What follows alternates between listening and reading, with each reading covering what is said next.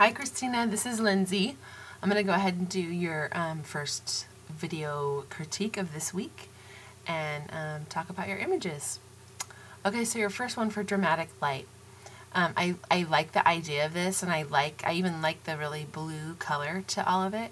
I think the only issue that you may have gone wrong here is your shutter speed. It was just too slow to handle any kind of sharpness or focus, really, and that's probably why.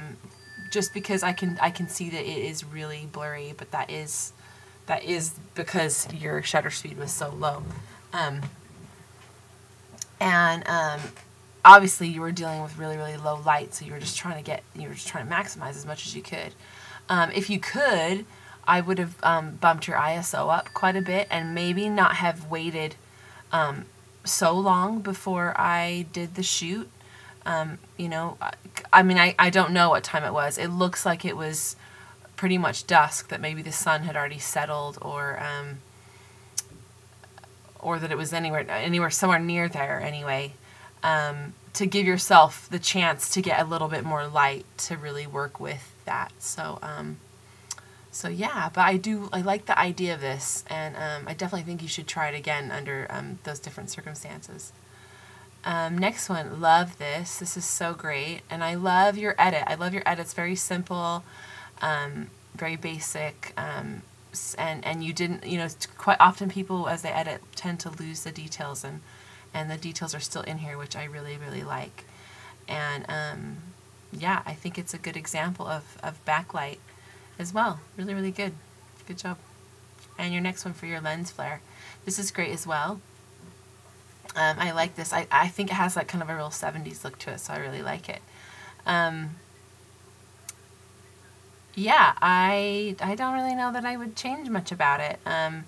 If you were kind of after maybe a sharper lens flare, which a lot of people tend to, you know, think with flare, and I think there's all different kinds. You know, we've talked about, you know, the haziness that you can get in flare as well, which I think is great too. If you were going for more of that, you know, sun ray kind of lens flare, then I probably would have, and since it looks like you're shooting her downwards from a down angle, I think I would have maybe stood up or sat up so that I was a bit more, slightly more face on. And then I've been saying this in all the critiques, if you've been listening to them already, but